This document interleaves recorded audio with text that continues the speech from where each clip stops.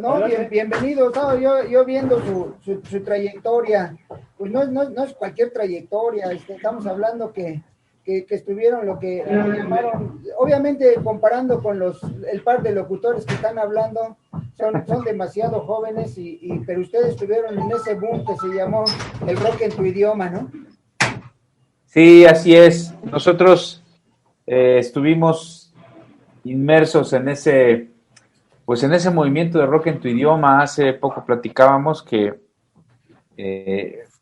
siempre lo digo así, o sea, nosotros nos tocó la época romántica del rock en español, cuando comenzaba la apertura, había difusión, había espacios, comenzaba a haber espacios, y coincidentemente, pues en ese mismo contexto vino la creación se gestó y se creó la marca y se le dio forma a lo que fue rock en tu idioma, ¿no? Esto apoyado desde BMG en aquel entonces.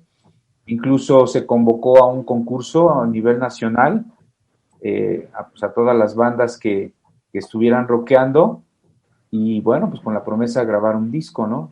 Y de los cuales, vamos, la banda ganadora fue Amantes de Lola, ¿no? Nosotros somos de esa generación, justamente, ¿no?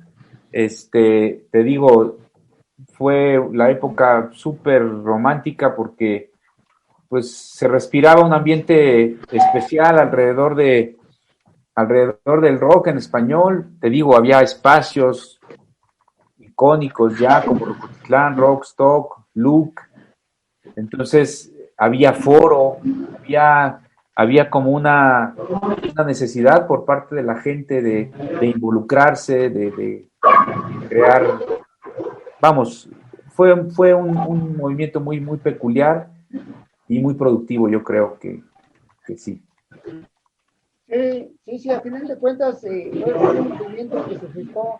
Yo recuerdo, para mí, personalmente, yo creo que para mí el parteaguas, no sé si ustedes lo vivieron, de este movimiento.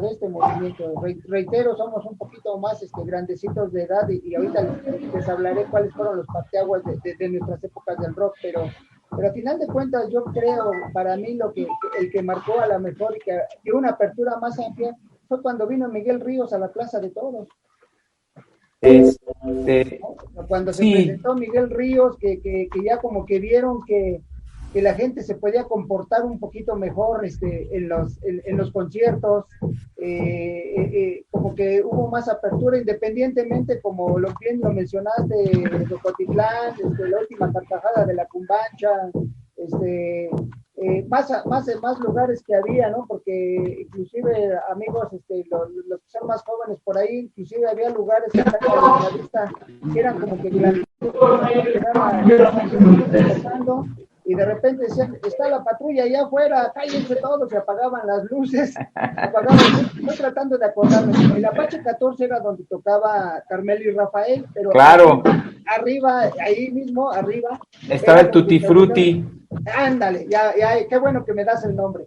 Ahí tocamos también. Sí, por eso, pero ¿qué ocurría? De repente decían, ¡ay, ahí está, ahí vienen los policías callados, apagaban las luces, no griten, no digan nada, y ya se fueron, tócale, ¿no? Era parte de esa apertura, hablas tú que no hubo, ¿no? Y yo creo que inclusive para mí, cuando vino Miguel Ríos a la Plaza de Toros, que fue 87, 88 vino. 88 fue cuando ya hubo esa apertura más y como que ya fue más aceptado. Lugares como Rocotitlán, que muy pequeño, pero fue icónico, ¿no? Muy pequeño el lugar físicamente, no lo que representó.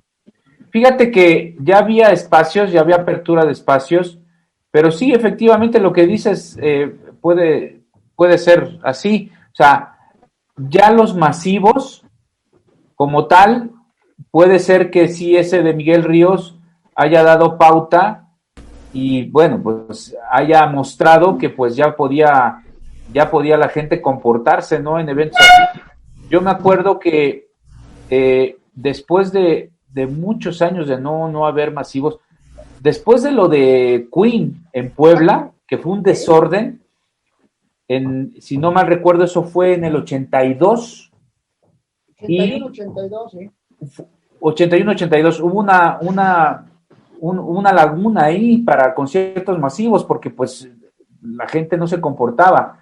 Entonces vino ese de Miguel Ríos en el 88, pero si no mal recuerdo, esto a reserva de verificarlo, se hizo como una prueba piloto con Rod Stewart en Querétaro.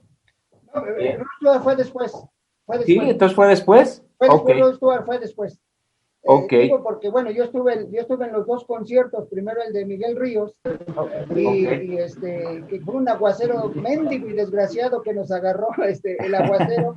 Se acabó el aguacero y empezó el rock and roll. No, pero estuvo maravilloso. Sí fue, inclusive algo que ocurrió para los amigos que no estuvieron ahí, por ejemplo, desde que estaba, antes de que entrara Miguel y nos cayó el aguacero, regresó ya la calma, se acabó el aguacero. Y por ejemplo, me acuerdo muy bien que el sonido local para ambientar puso música, y una de las canciones que puso fue de YouTube, fue Without You. Y la gente la estaba cantando como si estuviera YouTube ahí en la plaza. O sea, eso habló de que la gente estaba feliz, contenta, y obviamente llegó Ríos e hizo lo que sabe hacer, rock and rollear, y fue lo que pasó. Después de eso fue cuando ya vino Rod Stewart allá a Querétaro, donde pues, hay gente que dijo que no hubo desmanes, pero yo me acuerdo que nosotros fuimos, entramos. Bueno, voy a acusar a Panchito Ruido, que está aquí a mi lado. ¿Por qué lo voy a acusar? Porque al final de cuentas nosotros compramos lugares de gas, había lugares más caros que eran en la cancha, estando enfrente al escenario. Y de repente se empezaron a meter, y Panchito Ruido fue de los que se metió clandestinamente a la cancha y se puso abajo frente de Rod Stewart, ¿no? Entonces, si algo hubo malo fue que Panchito Ruido lo hizo aquella vez junto con otro de mis hermanos, con Saúl, que se bajaron, y ya después regresó y dice, no, está re feo, me gusta más a gusto aquí arriba. Pero sí, fueron los dos conciertos, pero para mí, hablando del rock en tu idioma, este movimiento, para mí, yo creo que fue ese concierto de Miguel Ríos en la plaza. Puede ser cierto. Puede ser cierto. Ustedes inclusive ganaron el segundo lugar, ¿no? En el concurso de Yamaha, ¿no? Sí. Fíjate que, Alex, no sé si quieras contar, Alex, esa parte. No, dale. Échale, Alex, no, digo, él es la voz, pero tú también. Cuando tú ejecutas tu guitarra. Yo me acuerdo, bueno, sabes sí que hablando de burros y enchiladas, yo me acuerdo de dos conciertos que fueron un desmadre. Uno fue Johnny Winter en Pachuca. No, sí. Y que fuimos con unos amigos, me acuerdo, y pues sí, salió y tocó creo que los Duk Duks, la chingada. Y ya cuando sale Johnny Winter, toca dos rolas y le avientan un botellazo y se mete. Y valió mal. Sí. Y de regreso venía toda la banda caminando por la carretera y nos aventaron piedras al carro y nos estrellaron el parabrisas, casi nos matamos, me acuerdo. Pues así se desgastaba la banda en esa época. Y otro que recuerdo fue el de Inde Olímpico con el disque Deep Purple, ¿te acuerdas? Que venía con un güey que se llamaba Tony Flynn, que vino con Steppenwolf y luego vino con Deep Purple, o sea, venía con todos los grupos, claro. Y esto lo organizaba un brother que se llamaba el Ingeniero Navarro, me acuerdo que escribía en Conecte. Ajá, entonces ellos traían a esos brothers a ese Deep Purple traían a Rod Evans, que era el primer cantante de Deep Purple, o sea, antes de Ian Gillan. Entonces, sí. Digo, sí tuvo un hit, pero no tuvo los hits de Ian Gillan, ni los de David Coverdale tampoco, obviamente, ¿no? Entonces, el caso es de que ahí yo vi a los Duk Duks, me acuerdo, o sea, y me impactaron mucho por primera vez, porque ya sabes, Armando Navas salía con su capita y las botas de Kiss y la dije, ¿qué pedo con estos brothers, no? Y traía una Flying B, me acuerdo, ¿no? Y prendieron a la banda bien cabrón, porque pues ellos pues sabían lo que hacían, tenían rockeando de los 60, ¿no? Y con muy poco éxito esa vez, pero saliendo se armó un desmadre, rompieron vidrios en Insurgentes, no, una mamada, así, y así eran todos los conciertos, me acuerdo. Entonces la banda sí estaba como muy apache y como muy desenfrenada. Nos faltaba mucha cultura. Eran ingobernables. No sé a qué se debiera, si era a toda la represión de los 70s o del oscurantismo que vivió el rock durante toda esa época, que la gente no se sabía controlar, cabrón, ¿no? O sea, ahora tú vas a un concierto y pues sí puede haber alguna cosilla que otra, pero ya es como un evento familiar, ¿sí me explico? No, de hecho, ya son eventos familiares. Son eventos familiares, te venden chupa y todo, tú llevas tu churro, si te gusta fumar, no pasa nada, y ahí estás a toda madre. Y ahora que legalicen la mota, pues más, imagínate, ¿no?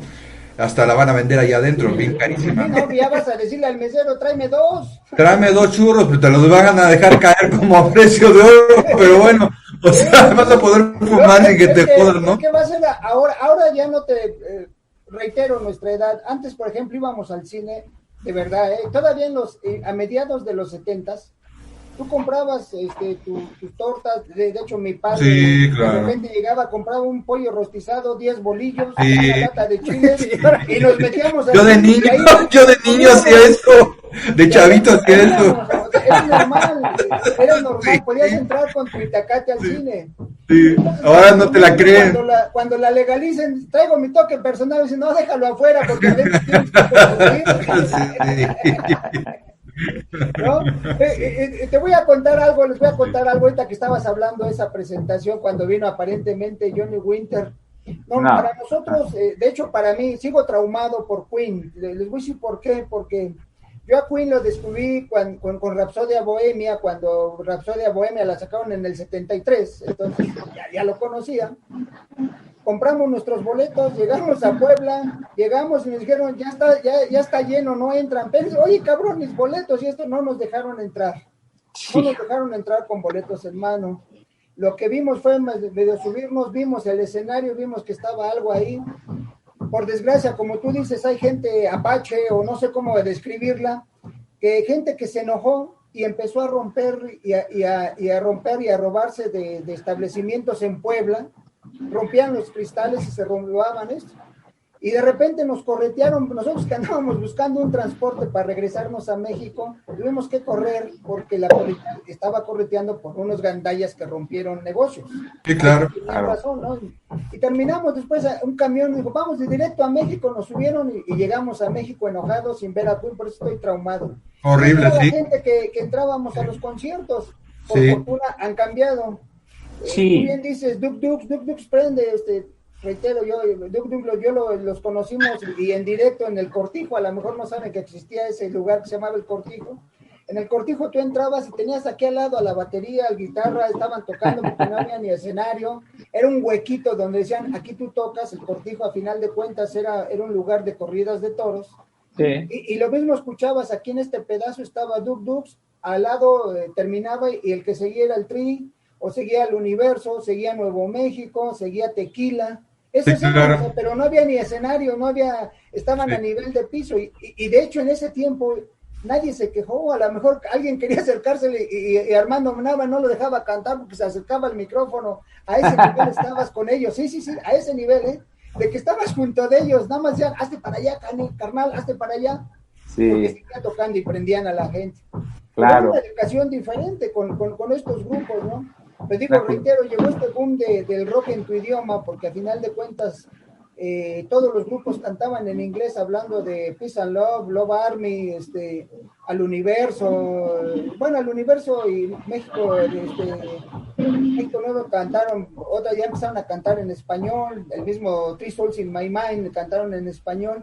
Pero en realidad este movimiento que se dio en los 80s fue ya pues pura canción en español, ¿no? Y de repente cantada, como decían, en tu idioma, ¿no? Fíjate que el español de España o el español de... Perdón que te interrumpa, al respecto de eso, nosotros cuando empezamos a hablar de la posibilidad de tener un grupo, más o menos fue como en el 86, y yo recuerdo que por aquella época yo ya había oído a los argentinos, ¿no? Ya había oído a Spinetta, ya había oído a Sui Generis, pues a toda esa banda chingona de Argentina. Pero yo cuando oí el disco 1000 Siluetas de la Unión, yo me di cuenta que se podía hacer muy buen New Wave en español, porque la verdad ese disco es una joya. O sea, tú lo oyes y es una producción de primer mundo, súper bien tocado, bien grabado, bien producido, o sea, profesionalmente. Yo pienso que de ahí, de esa oleada que nos llegó de Argentina y de España, fue cuando realmente se empezó a desprender mucho de este movimiento de rock en tu idioma. Obvio, ya venían los Caifanes desde hace rato, de las insólitas imágenes de Aurora, ya venía Bon y los enemigos del silencio, ya venían varios que venían ya dándoles desde hace un rato.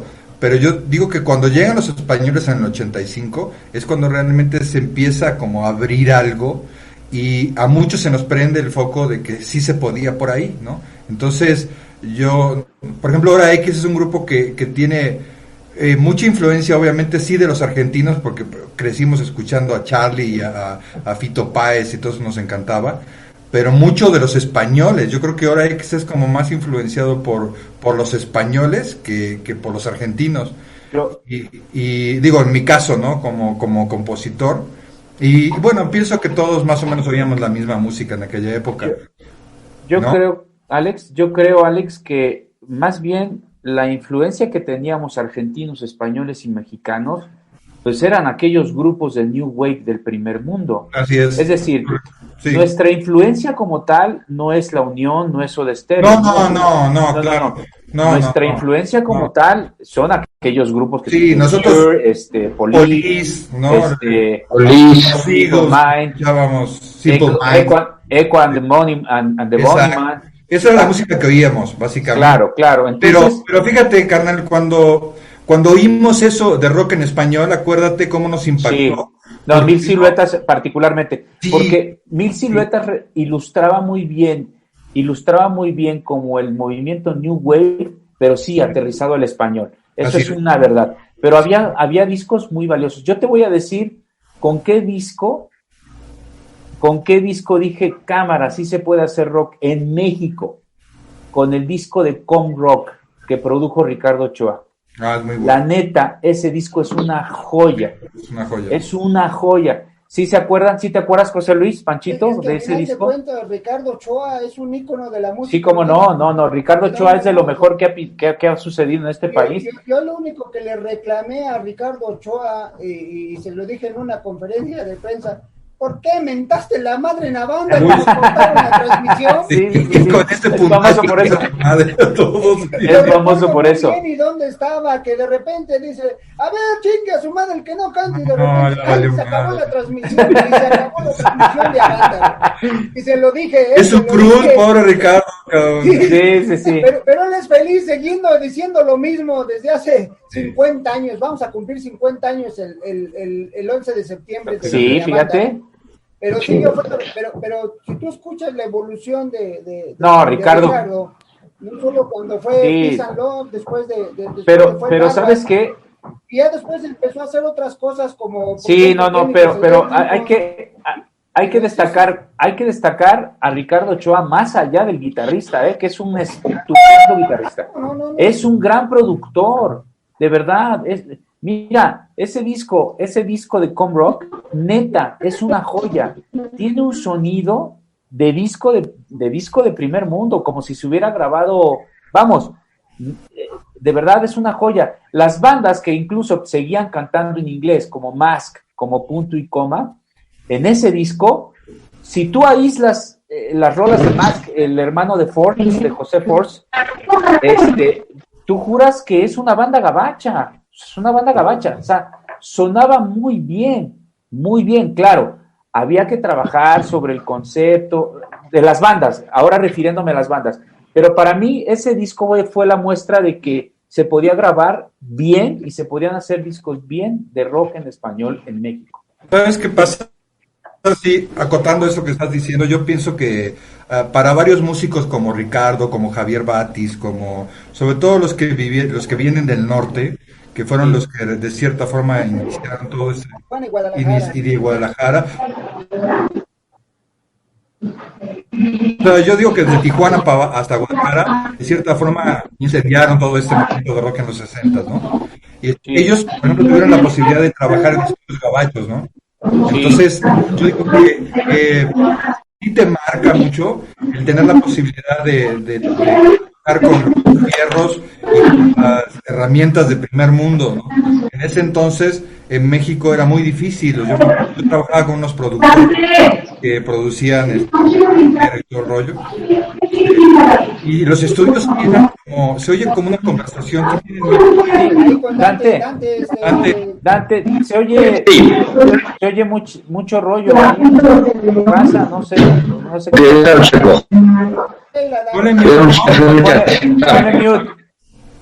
Ponle mute a tu micro. Mira, se desmuteó él. Hizo como el mago Roddy. Ahora me ves, ahora no me ves. Ahora no estoy. Como película de terror, ¿no? Gabacha.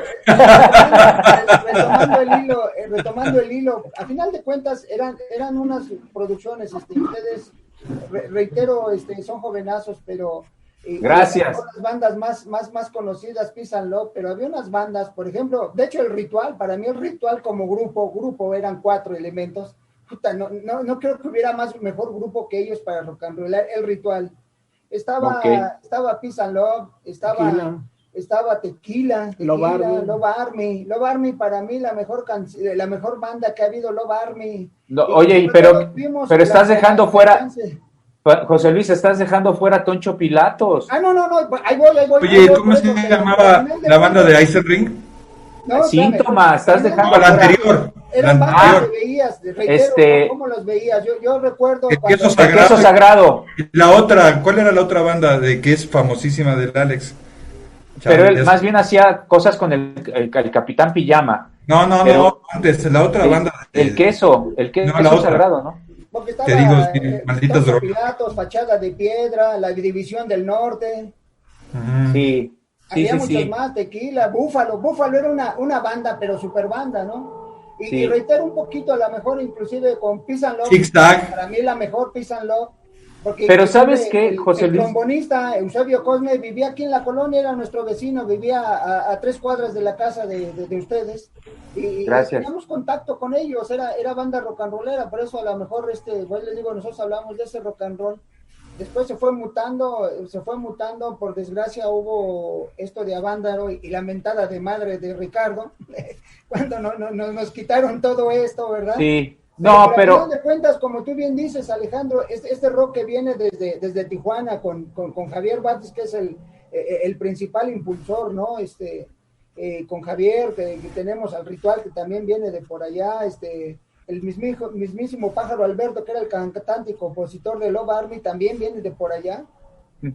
Fíjate, hay otra cosa que yo quisiera acotar ahí, tú a veces dices, bueno, ¿por qué vino la invasión de los españoles y los argentinos? Y yo creo que en ese entonces nosotros, desafortunadamente, toda esa represión y todo ese oscurantismo de los 70s nos atrasó 10, 15 años en el rock. Sí, siendo que somos vecinos de Estados Unidos, el país donde se gestó el rock. La gran diferencia con los argentinos es de que ellos siguieron una evolución y a pesar de la dictadura siguieron trabajando. Y fíjate, la guerra de las Malvinas les ayudó como nada, porque cuando fue la guerra de las Malvinas prohibieron todo el rock en inglés.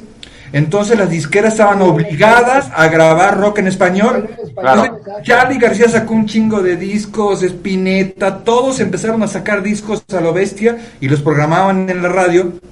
Llenaban el estadio de Obras. Charly García armó un concierto donde un avión se estrellaba, o sea, con producción, pues, ¿no? O sea, cosas que aquí jamás pero es que los españoles, por ejemplo, que tuvieron el tema de la movida española en los sí, pero es distinto. Sí, mira, aquí se cortó el hilo, como dice Alex, y sí, efectivamente, ese tipo de circunstancias beneficiaron a exponentes como Charly García, ¿no? Cuando se tiene que exiliar, ¿no? En Brasil, Charly, fíjate, y tiene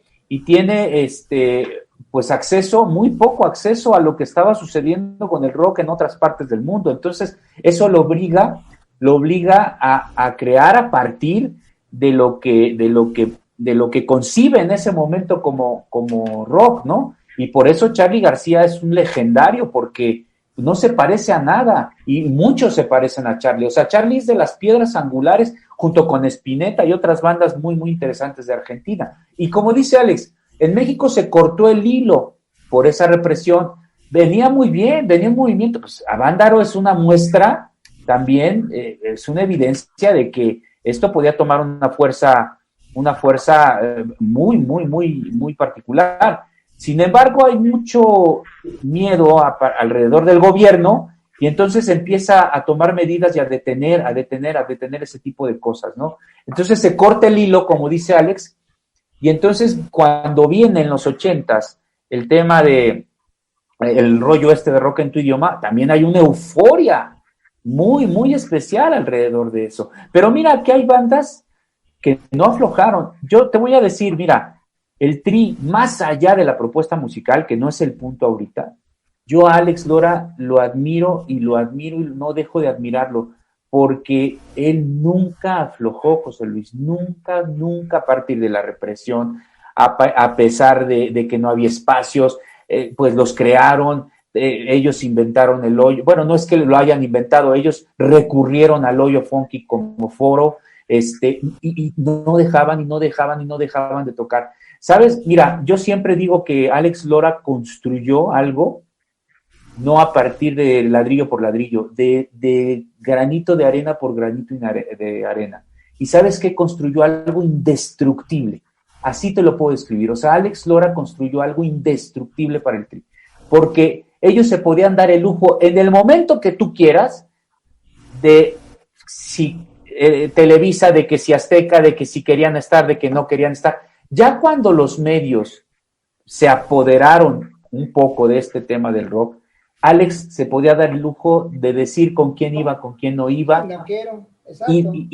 Además de vivir de esto dignamente. No, de veras, yo a Alex Lora, yo tengo una admiración muy, muy particular por él, más allá de la cuestión musical, o sea, muchos pueden decir, es que es un rock and roll muy, muy tranquilo, muy leve, muy digerible, sí, pero no importa, la neta, eso no importa. El legado de Alex Lora es mucho más que su propuesta musical, te lo digo neta. Entonces, todo eso que vinieron construyendo los Alex Lora y alrededor de él, los grupos que mencionan, nos dejaron esto en los 80s. Y como dice Alex, a pesar de haber roto el hilo, como que retomamos con una euforia muy, muy particular, ¿no? En los 80s, y se desató muy bien, ¿no? Y hasta ahora lo que ha venido sucediendo, ¿no?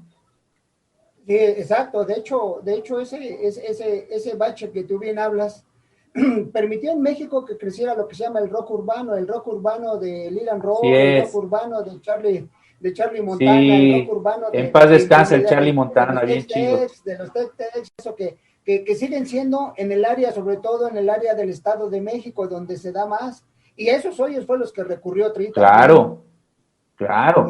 Sí, entonces es parte de, ¿no? Pero sí, eso, qué bueno que lo dices, porque es independiente de si te gusta o no te gusta lo que cante, ¿no? Ahorita me hiciste recordar que una vez, para mí el mejor grupo después de los Who, de los Beatles es The Who. No hay mejor grupo de rock que The Who después de los Beatles. Porque te gusta el relajo, José Luis. Y un día le dicen a Pete Townshend, que, oye, los Kings, otro grupazo, sí. Los Kings, sigue cantando, y dice Pete Townshend, sí, pero este cabrón tiene 30 años y sigue cantando desafinado. Tiene 30 años cantando Ray Davis y sigue cantando desafinado, ¿no? Es algo así como lo que dices de Lora, si te gusta o no te gusta, son de broma, dice, pues, sigue cantando igual de desafinado, pero son buenísimos, ¿no? Sí, no. Entonces, eso es parte de la música. Aquí en Radio T-Rock siempre somos unos convencidos de que la música es lo más incluyente que hay. Y no hay buena o mala música, es te gusta o no te gusta. Así es. Digo, a lo mejor podemos hablar ahorita de decir, oye, que este ritmo es nefasto. ¿Te gusta o no te gusta? ¿Para qué hablamos del de enfrente? Más bien vamos a ejecutar y a escuchar lo que nos gusta, ¿no? Claro, así funciona esto. Ustedes fueron parte de ese movimiento de los 80s. De repente dijeron, vamos a hacer una pausa y ahora regresan, pero no sé si van a regresar. Yo de momento, así con esta, dice, están empezando con la canción, ¿no? De así repente es. Me llegó a mí Carlos Lico con su canción, porque es una canción icónica de Carlos Lico. Los más recientes van a decir, no, es de Alejandro Fernández, no, es de Carlos Lico. Y no sé si nada más coincidió en el nombre, pero díganme cuál es, no. Sí, nada más coincidió en el nombre porque no tiene absolutamente nada que ver con la, a mí, con la de Carlos Lico. Esa canción de No es de Carlos Lico de 1900, de los 60s. Sí, Después sí, sí. en los 90s, casi Pero ya la oíste. Fernández, ¿no? ¿Ya oíste nuestra rola? No, no lo he escuchado, pero No, entonces... Levanto la mano, no el de Armando voy a Manzanero, poner de el que tarea. cantó Carlos Dico. Ah, cierto, no de Armando Manzanero que cantó Carlos Dico. Armando Manzanero. La cantó Cierto. Carlos Dico y después la hace famosa Juan Fernández, pero yo no. No, sí, pero digo, es que a la mente te llega, o sea, hay canciones que tú las escuchas y piensas en el intérprete, no en el compositor, ¿no? Y ese no era de Carlos Lico, ¿no? O sea, es que hay algo que se llama Lico, ¿no? el inconsciente colectivo que habita en todas nuestras mentes. Y Así es. ¿No? puntos donde De hecho, coincidimos en un muchas ejemplo cosas. que les doy de esto, Históricos, por ejemplo, artísticos, políticos, ideológicos, cosas que van sucediendo que de cierta forma se están quedando en la psique y sí nos detonan.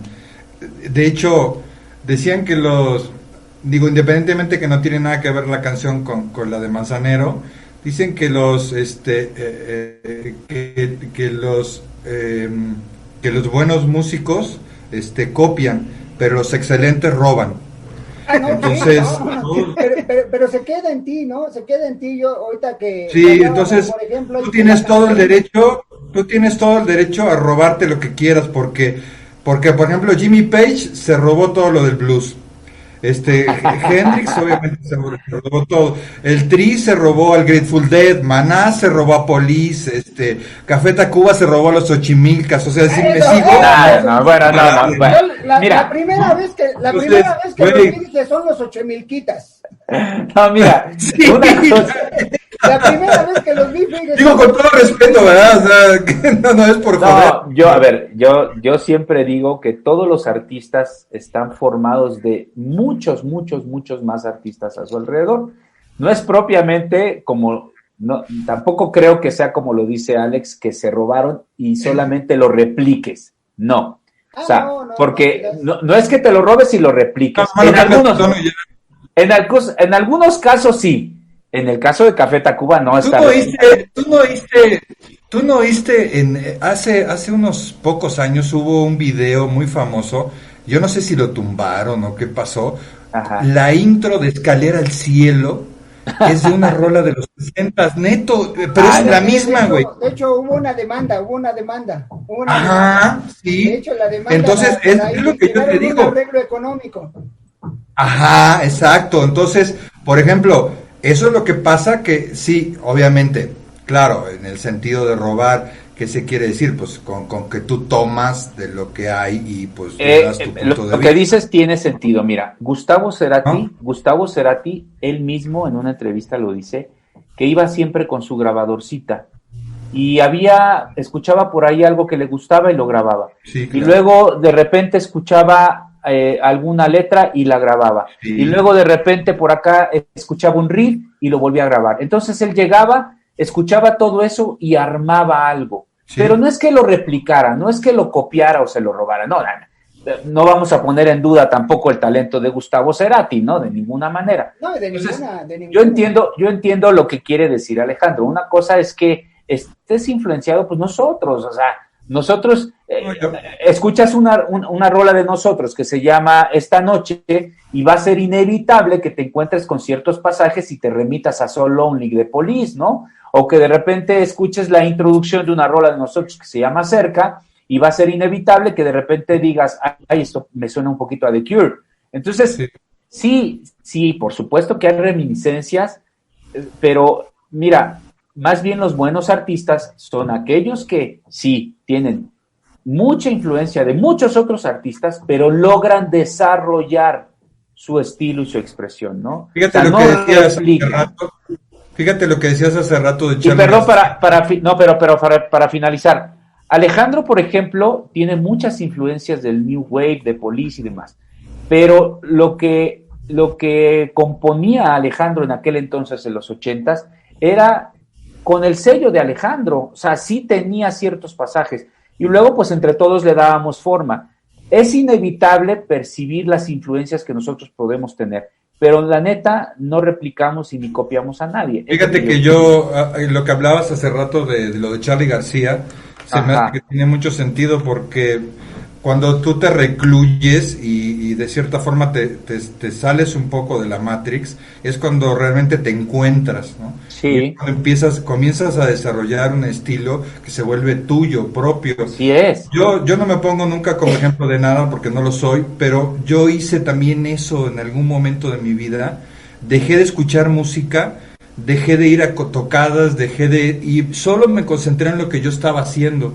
Y fue un camino a veces un poco solitario y doloroso, pero sí llegué a algo y me ayudó muchísimo. Claro, después me abrí a todo lo que existía porque parte de, yo creo que de ser un artista es estar en lo que hay, ¿no? Estar en el mojo, como le dicen, y eso Ujú. me ayudó mucho. Pero yo sí entiendo ese punto de Charly García, cómo el aislamiento lo llevó a encontrarse, porque a mí me pasó de cierta forma, ¿no? Ahora, vamos descubriendo conforme va pasando el tiempo. Yo no soy el mismo compositor que era en los 80. Yo ahora hago otras cosas, me mueven otros intereses, mis necesidades, mis visiones, mi visión como artista, como compositor es otra. No demerito ni niego nada de lo que hice, al contrario, es parte de un proceso, pero siempre vamos evolucionando, siempre vamos tomando cosas nuevas, reinventándonos, porque nosotros como Hora X, si bien tú escuchas las canciones ahorita en el disco, suena muy parecido a lo que era el sonido de Hora X en los 80, pero sí tienen una evolución, sí tienen una evolución interpretativa y tienen una evolución espiritual de nosotros, a lo que estábamos haciendo. Entonces, como artista no paras nunca de reinventarte y eso de cierta forma, por eso el disco se llama así, yo creo, no es como reconstruyendo el tiempo, es reconstruir todos esos pasajes que quedaron como seccionados en nuestra vida y en nuestra carrera musical y retomarlos ahora en este punto tan especial que es el tema de la pandemia, Exacto. una forma nueva de comunicarnos, por ejemplo, porque antes pues esto no lo hacíamos, o sea, sí nos veíamos en algún lugar o tú llegabas, nosotros íbamos y era como una cosa de tú por tú y hablábamos, se armaba el desmadre. Pero ahora los medios digitales se volvieron casi una necesidad y van a hacer una transformación que va a llevar hacia otra cosa porque tampoco se va a quedar estático aquí. Cuando, imagínate, cuando aparece el CD, todos decían, no, pues el vinilo va a desaparecer. Pues nunca desapareció el vinilo. O sea, al contrario, Bueno, sí desapareció de desapareció un las tiempo. tiendas. Pues sí, Tiene una pero razón. volvió con igual de fuerza No y yo más. digo que el arte objeto nunca acaba. Entonces, así como las cosas que a ti te gusta tener en la mano, este tipo de música, las cosas que hacemos nosotros, pues van a seguir con el tiempo. Entonces, nosotros ahí estamos, ¿no? Ahí estamos y seguimos rockeando como Desmond.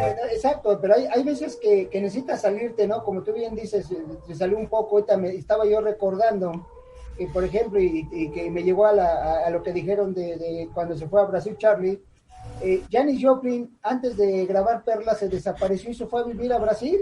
Se fue a vivir a Brasil, ahí seguía igual de destrampada, pero regresó, hizo Perla, yo creo que el mejor álbum de Janis Joplin, después de haberse ausentado. Esa es una. Y ahora con ustedes, con Hora X, hablaste que vamos a encontrar influencias, que va a decir, esto me rememora tal.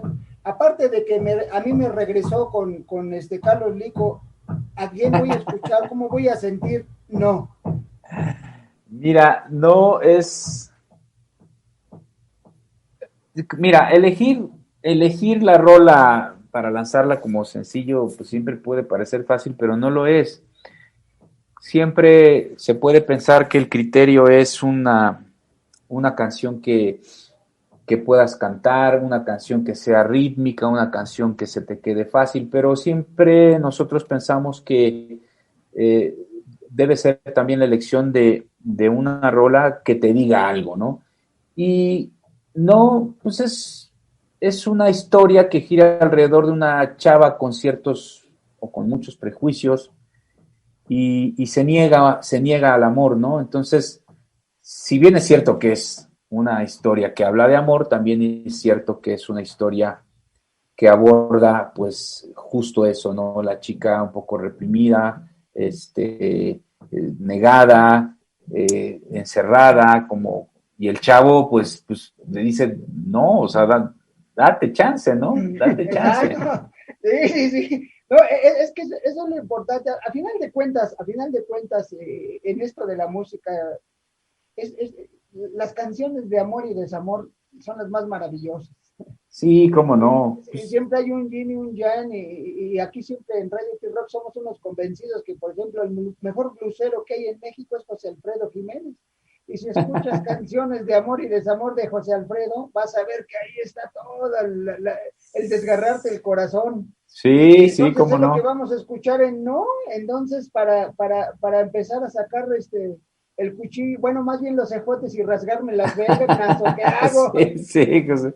Y mira, rítmicamente, pues te vas a encontrar con de repente un ska, influencia de Police, un ska blanco, porque tampoco es un ska, de repente te vas a encontrar ahí con un ritmo un poco más pop.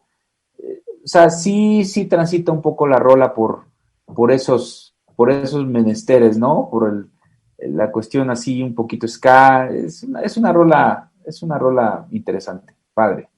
¿No? Ya la vas a escuchar, José Luis. Exacto, a ver, espérame, Panchito Ruido quiere mandar unos saludos, porque luego dice que los radioescuchas nos regañan. A ver, Panchito, adelante. Venga, Panchito. Vale, claro que sí, acá estoy igual que Dante, nomás no estamos viendo cómo platican entre ustedes. Aparte, les voy a decir una cosa, son 7 notas musicales, ¿qué más podemos hacer?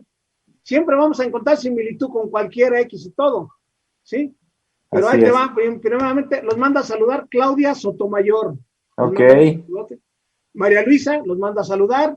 bien. Isabel Lázaro desde Campeche, un abrazo a mi amigo Alejandro del Fuego. Isabel Lázaro. Okay. Mario Juárez les mando un gran abrazo, que ya escuchó sus canciones, que muy buenas. Rafael Cardoso de la Ciudad de México, un gran saludo. Gracias. Kristen Denise desde Jalisco les mando un abrazote. Kristen Denise. Bien.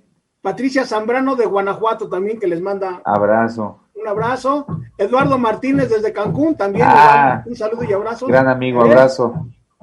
Si nos están escuchando, también nos vamos para el charco. Howard de España les manda un gran abrazote, que ahorita si nos pueden dar sus redes sociales. Sí, claro. Que si le mandan un saludo a Silvia, saludos para Silvia, nos dicen. Saludos para Silvia, claro que sí. También tenemos a Daniel Trejo de Chiapas, les mando un gran saludo. Saludos. Y también tenemos a Isabel Gómez de Mexicali, Baja California, que los manda a saludar. Saludos también. Muy bien. Y a todos los escuchan por stream, Listen to My Radio, Facebook y la página web. Que si nos pueden decir sus redes sociales. Sí, claro que sí. En Facebook estamos como Hora X, en Instagram y en YouTube estamos como Hora X Band, lo mismo que en Twitter, Hora X Band. Entonces, para que se conecten con la banda por las redes, nos sigan y estén al pendiente, ¿no? Y escuchen también, y bueno, el disco está en todas las principales plataformas, en Apple Music, en Spotify, en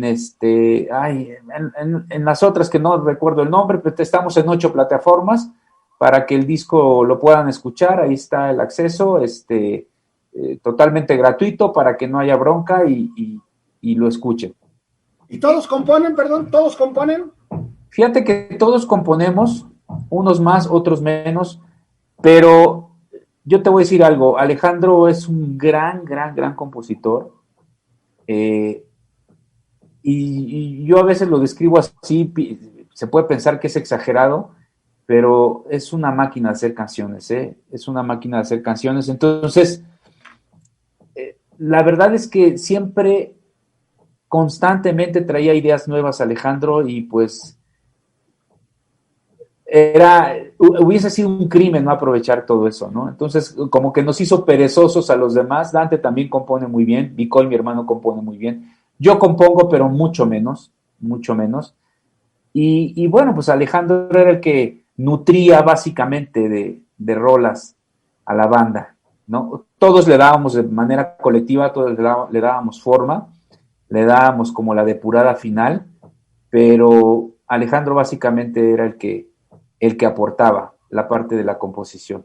Ese es el bueno. Sí, yo la verdad sí escuché sus canciones, algunas de sus canciones, y se oyen bien, se oyen frescas, se oyen bien, no sé, y no me gusta comparar, pero me gustaron. La verdad no me gusta comparar porque... Qué bueno, Panchito. La verdad, dice, ¿no? En un grupo musical el 50% es el ejecutante y 50% es el equipo también, porque quieras o no, por muy bonito que toque, traes un equipo malo y un ingeniero de audio pésimo, está peor.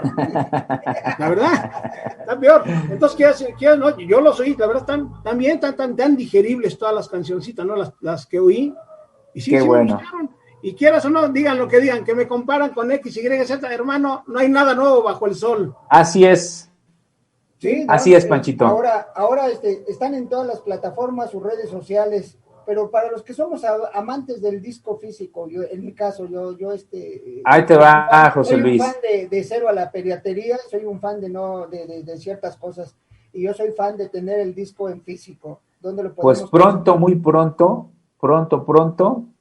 vamos a tener el disco físico, que ya estamos trabajando en el arte del disco físico, y vamos a tenerlo en CD, y nos vamos a dar el lujo de aventar unos vinilos como homenaje a los 80s.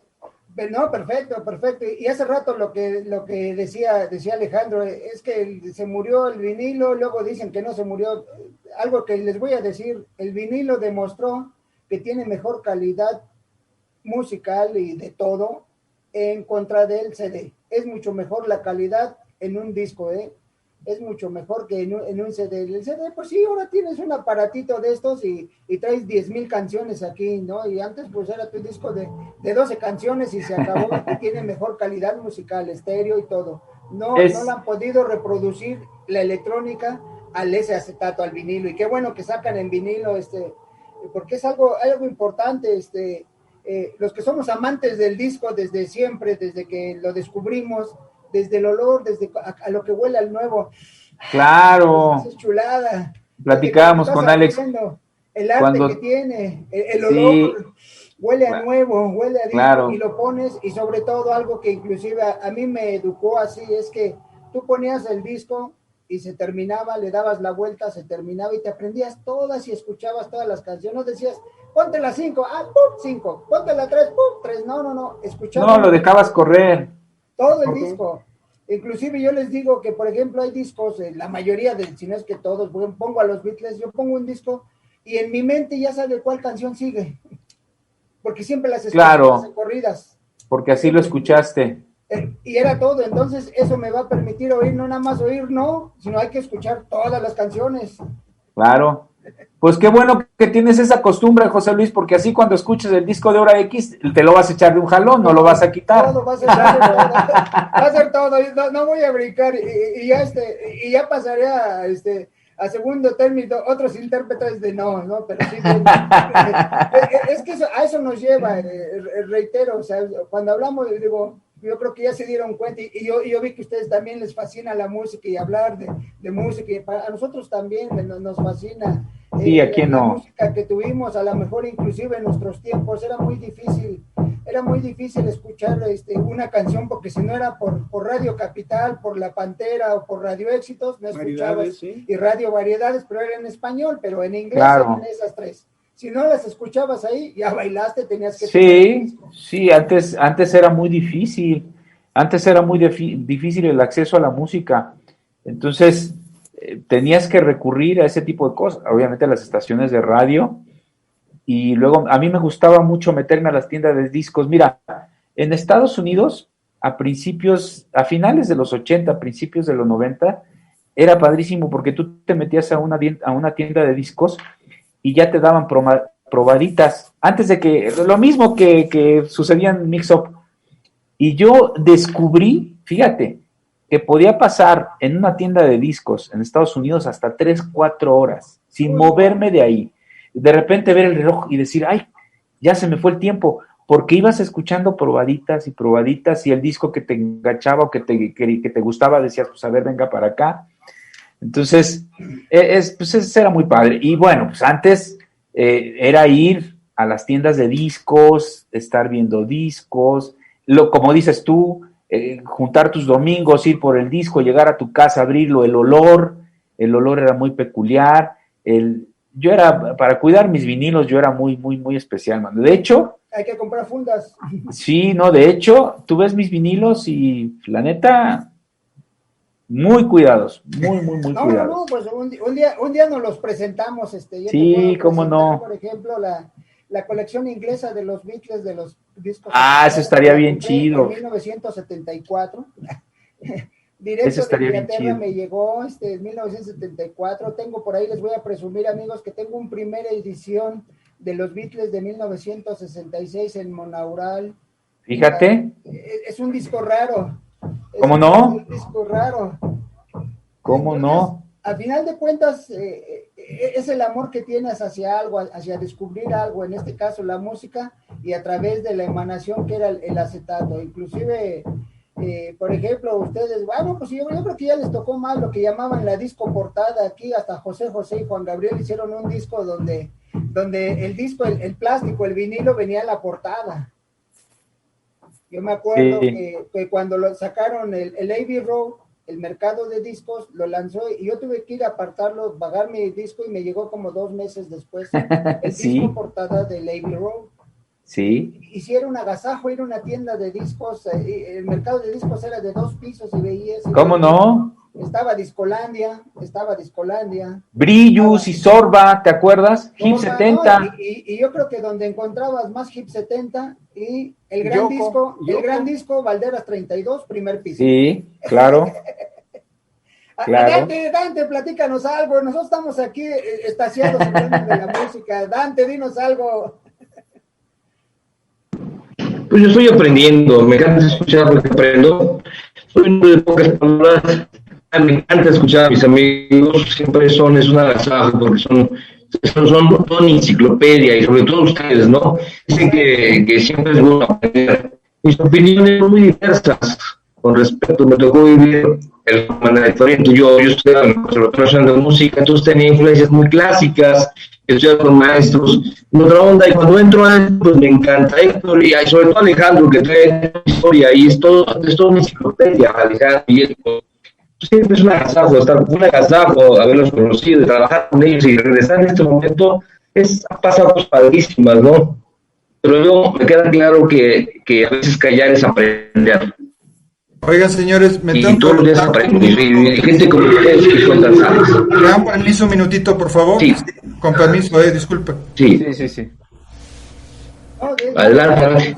Es que esta es la música, vas aprendiendo aquí, la forma de escucharla, reitero, la época que más vivimos nosotros, que fue los finales de los 60, inicios de los 70, donde así como ustedes en el Tutti Frutti se escondían y apagaban la luz, acá llegaba la patrulla y te correteaba.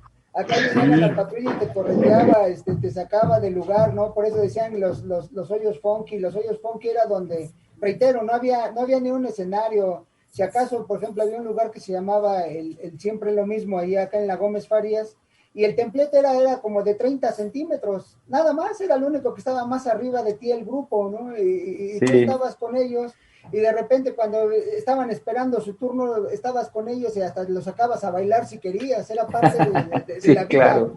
de la vida que había en la forma de sentir la música, ¿no? De cómo la fuimos viviendo. Era parte del ritual. Que rock sobre ruedas, que por ejemplo te correteaban, entonces era una plataforma de un tráiler, tocaba el grupo, llegaba la patrulla y arrancaba el pinche tráiler, se iba para otro lado, para que no los agarraran, Esa era parte de ese rock and roll que había a inicios de los 70s, sobre todo después de Avándaro. Sí. Pues es que estaba muy reprimido, José Luis. Entonces ahí es donde se corta el hilo. Ahí es donde se corta el hilo. Hubo ese espacio donde no hubo nada, donde inclusive llegó la música disco a cambiarle el ambiente rock and rollero, y por fortuna con los 80s llegó otra vuelta, lo que fue con el inicio, fue el rock indie, ¿no? De alguna forma, el independiente. Sí, efectivamente. Sí, bueno, ya después de eso, pues ha sucedido mucho. Después vino lo que sabemos, el movimiento de rock en español, que tomó mucha fuerza, y no dejaron, ahí se gestó algo muy importante, porque no dejaron de nacer bandas. Siempre hay bandas nuevas, siempre está sucediendo algo, ¿no?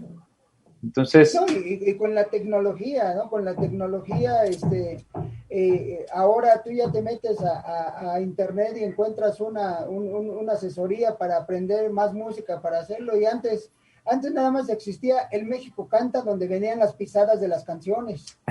sí. Y después el guitarra fácil, ¿no? El guitarra fácil, sí, era lo que decía, guitarra fácil, y ahí te ponía, pon tus deditos aquí, y empezaba, tron, tron, tron. Sí. Eso era lo que había. En el caso de Panchito Ruido y un servidor, un tiempo anduvimos, bueno, Panchito Ruido sigue siendo baterista, pero teníamos un grupo de rock que inició en 1973, ¿es? Para que vean que mucho rato. Y pero nosotros tocábamos obviamente las canciones de los grupos ingleses y gringos, los Doors, Beatles, Led Zeppelin, y para sacar las letras oíamos el disco, eso sí, repetíamos como 200 veces el disco, y otra vuelta va para atrás, y qué dijo aquí, va para atrás, y va para atrás, hasta que sacábamos toda la letra, porque no había de dónde sacar la letra. No, antes no. Aparte nuestro inglés no era tan bueno, como decíamos, nosotros guachaguacheábamos, ¿no? Es parte, pero es parte del crecimiento, ¿no? Claro. De lo que haces, y dices, bueno, yo lo viví esto, tú lo jugaste, tú hiciste algo. Es y parte de la formación. Estas cosas que ahora ya dicen, pues ahora hasta el tutorial te dice cómo toques la canción, ¿no? Hace poco entrevistábamos a Javier Martín del Campo, de músico, guitarrista excelente, y que fue fundador principal de la revolución de Emiliano Zapata. Ok.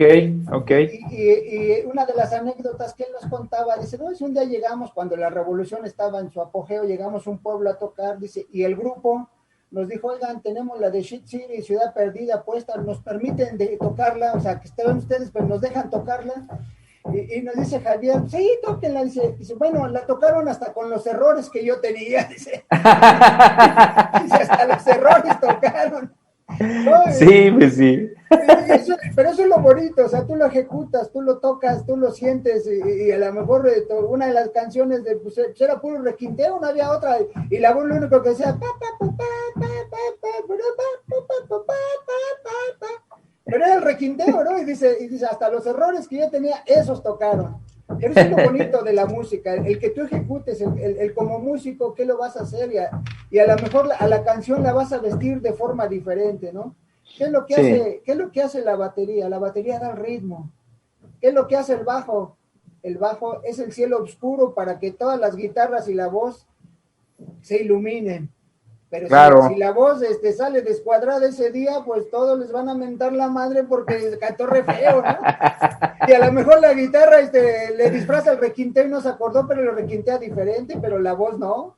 Sí. ¿Y tienen streaming? ¿Va a tener algún streaming o algo así en puerta? Mira, nosotros queremos, a ver, teníamos pensado algo, pero se nos atravesó la pandemia, ¿no? O sea, obviamente teníamos claro que al momento de lanzar el disco y todo este rollo, hubiese un toquín, tocarlo, pero bueno, con esto de la pandemia, pues hemos estado pensando cómo replantearnos, cómo reinventar este asunto, y seguramente sí lo vamos a sonar, de que lo vamos a sonar, y yo creo que pronto estamos madurando un streaming para sonarlo, y pues ojalá se componga esto, porque pues nosotros tenemos ganas de seguir rockeando, o sea, pues, de sonarlo nada más, no nada más sonarlo, sino de estar tocando y de ver qué va pasando, ¿no? Exacto, y sobre todo, ustedes bien saben que aquí existe el Sindicato Único de Trabajadores de la Música, ¿no? Y como 50 años Venus Rey fue el líder sindical. Sí, claro. Y Venus Rey, su lema era, la música en vivo siempre es mejor. Creo que es lo mejor que dejó Venus Rey, ese eslogan, la música en vivo siempre es mejor. No, decía, porque la música viva, ¿no? Decía, porque la música viva siempre es mejor. Exacto, y esa era la frase de Don Venus, pero a final de cuentas es verdad, o sea, ustedes cuando están tocando y hay público, esa vibra los hace que hasta tengan más energía, que toquen mejor, que a lo mejor ese día, no sé si ustedes recuerdan, una de las últimas presentaciones oficiales de Queen, que fue en Live Aid en 1985. Ahí por ahí está el video, cuando Freddie Mercury empieza a hacer gala de su voz, cuando... Bueno, para mí ese fue el momento donde más se sintió él impulsado por toda la gente que le estaba viendo, y lo llevó a hacer ese extra de voz que dio, algo que rara vez hacía él. O sea, él cantaba, pero hacer ese juego de voces, lo que hizo, para mí fue resultado de la energía que había en el estadio y que se la transmitieron a él, ¿no? Y por eso cuando estás en vivo, yo creo que ustedes a lo mejor tocan siempre al 100, pero estando enfrente de la gente llegan al 150 o hasta 200%.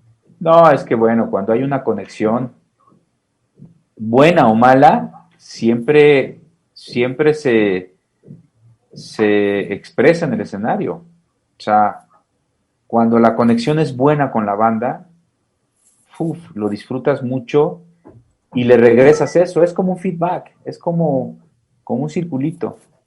Entonces, cuando la banda no responde, también se siente esa vibra. O sea, no, inclusive, digo, hay veces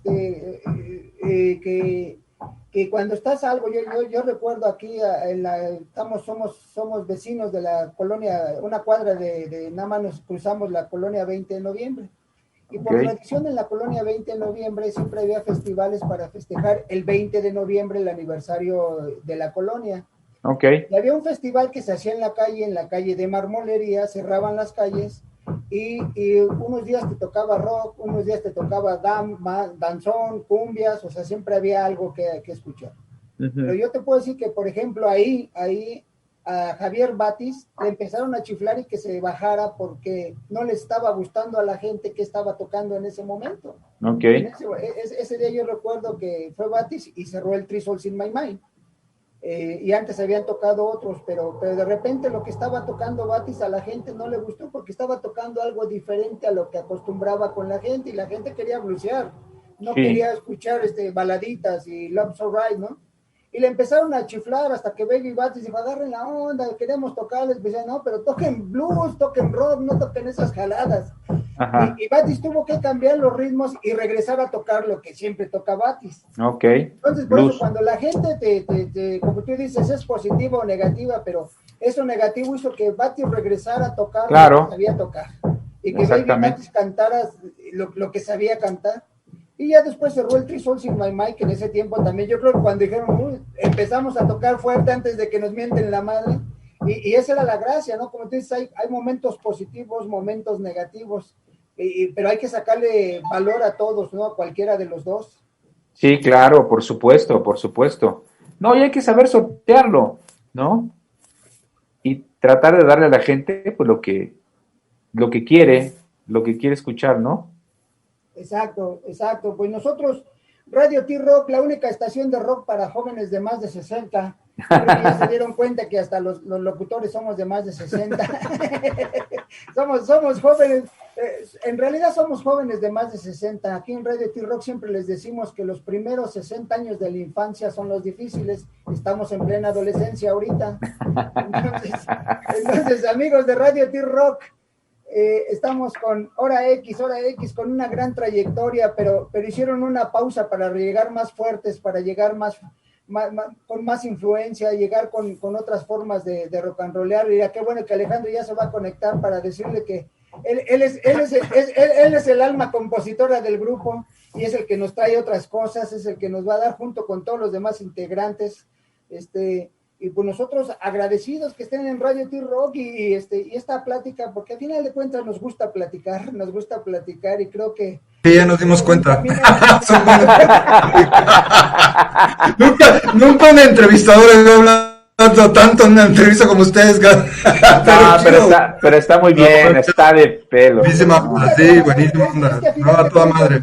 No hay nada mejor que la música y sobre todo cuando toda madre, sí. Lo que tú viviste, lo que tú hiciste, chingón. Llegan los recuerdos, eso que decíamos que apagaban las luces y cállense porque viene la patrulla, bueno, pues es parte del rock and roll. Oye, pero después ya en el Tutti ya tenía permisos. Cuando ya vino el tema ya nosotros nos tocó bien y armamos ahí un toquín chido y y sin problemas, ya, digo. Sí, pero así inició, era que... Claro.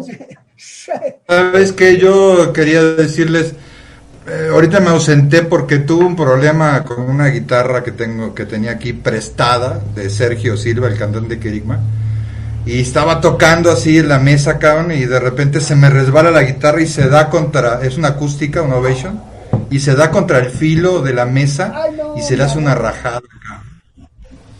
Entonces, pues la llevé a arreglar. Y entonces ahorita mi hermano estaba allá con el Krusty. Y pues tenía que hablar con él porque me explicó lo que había que hacerle y había que meterle un hilo y ya sabes, ¿no? O sea, porque él es muy profesional, entonces me explicó todo cómo era. Entonces, por eso me tardé ahí platicando, pero bueno. No, es que era lo que te iba a decir. Eso es arte, no le vayas a meter cinta canela y ya. No. Y con un plumón así.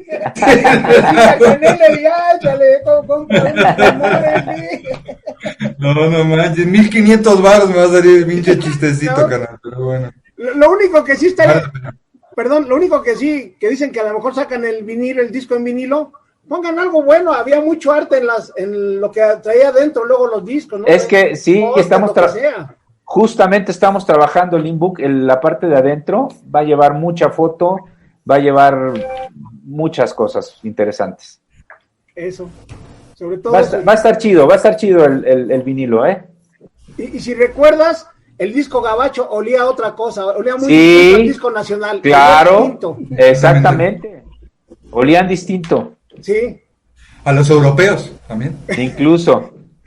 Es más, para mí yo no he escuchado mejor estéreo que los holandeses, ¿eh? Hay unos discos holandeses, un estéreo de poca. Sí, cómo no. Sí. Y el sonido, ¿no? Qué diferente es como más cálido, ¿no? O sea, envolvente, exactamente, sí. ¿No? O sea, el sonido digital es como más limpio y es como mucho más pulcro en muchos sentidos, pero el análogo tiene ese calorcito que... Es el calor, sí, porque hace rato hablaba. Pues, no es que sea mejor, no es que sea mejor. Es una aguja que está en un surco, claro, pero una pasta, y eso está transmitiendo a través, o sea, es un se calienta, madre. O sea, se calienta. No, que cuando pones un disco, pones un archivo MP3 en una compu, ¿no? O sea, obvio que sí va a sonar diferente. Yo no soy enemigo en ningún momento de lo digital, al contrario. No, yo tampoco. Yo pienso que debemos de vivir entre dos mundos, y hay muchas cosas del mundo análogo que son complemento del mundo digital, sobre todo para la música y también para las artes visuales, pero para la música las dos tienen que ver, ¿no? Entonces ahorita es como importante tener como las opciones, y obviamente vamos a seguir sacando música digital porque pues, es lo de ahora, es mucho más fácil. Yo casi ya no tengo discos físicos, y está cabrón que yo pongo un CD, o sea, tengo una caja llena de CDs que no pongo desde hace 10 años, ¿sí me explico? Entonces toda la música la tengo en la compu o la tengo en el celular, y obviamente me voy acostumbrando a eso. Claro, me gustaría de repente tener un equipito y armarme ahí para escuchar mi música, pero digo, eso será en su momento. No es que sea mejor, ¿no? El vinilo, lo que pasa es que agarra calorcito, a unos les gusta más que lo digital, ¿no? Yo me acuerdo cuando brincamos del análogo al digital, era justamente cuando estábamos grabando bueno, no el primero, sino cuando estábamos grabando el disco que se quedó enlatado. Y estaba el proyecto de que se iba a mezclar en digital, ¿te acuerdas, Saro? Que se iba a mezclar en DAT. Sí. Y Alex Eisenbrink estaba entusiasmado con esa idea, porque estábamos justo en esa transición de lo análogo a lo digital. Entonces, ese disco iba a ser como mitad y mitad, porque estaba grabado completamente en análogo y se iba a mezclar en digital, iba a ser un híbrido pues interesante, ¿no? Entonces, y yo me acuerdo la tensión y la expectativa, ¿no? Sobre lo digital cuando veníamos de lo análogo, y no, hombre, iba a ser mucho mejor la calidad de sonido y tal y cual, ¿no? Y ahora que estamos regresando al vinilo, como mucha gente que ya experimentó lo digital, está regresando a lo análogo, ¿no? Porque es como dice Alex, tiene un calor muy peculiar, un calorcito distinto. Sí, ¿no? Exacto. No hay nada como escuchar el scratch de un buen disco. Exactamente, así es. Sí. Sí, no, es que mira, uno se volvía un tanto hasta exigente. Yo, por ejemplo, amigos me decían, préstame el disco. Yo le decía, no, güey, porque tu tocadisco es de clavo, la aguja, me los vas a desgraciar. Sí, entonces cuidado a uno. No, sí, yo también. Clavo, no te lo presto. A ti no, a otros dice que sabía que oye, la aguja era diferente. Pero lo dirás de broma, pero ¿no has visto en las películas las primeras grabaciones cómo sí, se hacían? Sí. En una rocola, ponían el disco, así limpio, y la aguja iba haciendo el surco. Así es. Grabando, iba dejando la rebaba, ya sabes, ¿no? Así es. Así se grababa la matriz, por eso digo, pero te lo desgraciaba, o sea, tú comprabas tu aguja de diamante para que se viera bonito, y el otro güey lo tenía de clavo y te lo desgraciaba el disco. Es un surco así. Es correcto, sí. No, pero qué chidos esos tiempos también. No, sí, pues nosotros encantados, amigos de Hora Cero, amigos de Radio T-Rock, la única estación de rock para jóvenes de más de 60, y el día de hoy con el placer de hablar y hablar con Hora X, aunque los locutores hablan más de repente, pero es la pasión que tenemos por el rock, es la pasión que tenemos con la música, y nosotros queremos agradecer a Héctor, a Dante, a Alejandro de Hora X. Por ahí nos faltó Bicoy, ¿no? El bajo. Nos faltó la parte oscura del grupo, que es el bajo. El bajo es el que hace que el grupo brille más, porque si no hay bajo, pues no hay ese cielo oscuro para que los demás brillen. Así es. Lo dices bien, José Luis. Fíjate que en el sonido de Hora X, una de las partes claves es lo que se logra mediante la conjunción de la armonía de la guitarra, el bajo y los teclados. Sí. O sea, muchas de las cosas que hacemos musicalmente, obviamente quitando la voz, ¿no? Que sería como otra parte, que es un complemento, obviamente, la parte melódica, pero la parte armónica musical es eso, o sea, la música va moviéndose todo el tiempo y la guitarra va jugando con el teclado en todo momento, y el bajo siempre va uniendo todo eso. Entonces eso es como parte del sonido de Hora X. Exacto, sí, el bajo es lo que da. Pues nosotros agradecidos, y al menos yo me voy a dejar de tarea escuchar completamente el disco. Escúchate el disquito, te va a gustar. Lo voy a escuchar y voy a estar al tanto de cuándo sale físicamente. Reitero, yo soy fan de lo físico, de tenerlos. Hace rato que decías, tengo guardados los discos y no los escucho. No, yo sí de repente me pongo a escucharlos.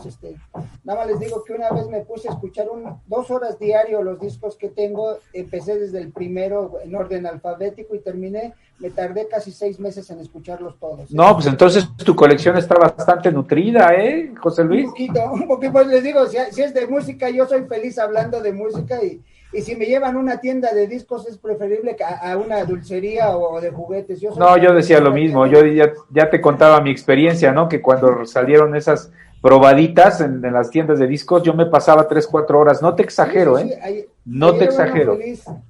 Yo creo que nunca conocieron Hip 70, ahí era peor. Sí, cómo no. ¿Cómo no? Era alucinado estar en Hip 70, ahí era más alucine por todo lo que vendía ahí Armando Blanco, por todo lo que tenía él, era un alucine estar ahí con él. Pero es parte de la música, la música no nada más es lo que escuches, es todo lo que hay alrededor, la conversación, el disco, todo esto, es todo un complejo que hay que disfrutarlo todo, hay que disfrutarlo y hay que estar, y nosotros en Radio T-Rock creo que se dieron cuenta que lo disfrutamos. Claro que sí. Somos felices. Y nosotros también, José Luis.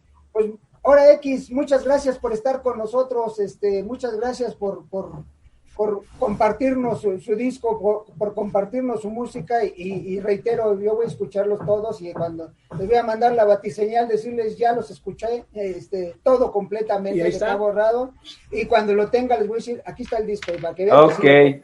Ahorita no, porque no está, pero esa es una promesa que yo la hago para mí, porque soy melómano, y melómano de discos, no melómano del melón del pulque. Soy melómano.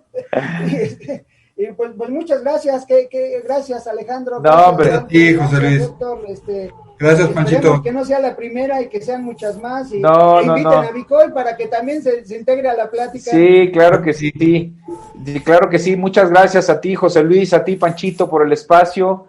La verdad es que disfrutamos mucho de la charla, y que no sea, que sea la primera de muchas, ¿no? Esperemos que sí. Ustedes háblenos y aquí estamos. Ya está. Perfecto, pues ya estamos. Bueno, pues muchas gracias, amigos de Radio T-Rock, muchas gracias, como siempre. Abrazo. Cuídense ahora para vernos más adelante y no dejamos de mandar el mensaje, los que ya tenemos más de 60, váyanse a vacunar, por favor. Hay que vacunarnos. A mí todavía no me llega porque la delegación donde vivimos no llega la vacuna, pero hay que vacunarnos. No importa la vacuna mientras ya no les apliquen la que viene de cierto lugar, pero hay que aplicarnos la vacuna. En el brazo nos la vamos a poner. Hasta luego, un abrazo a todos. Luego. Alejandro.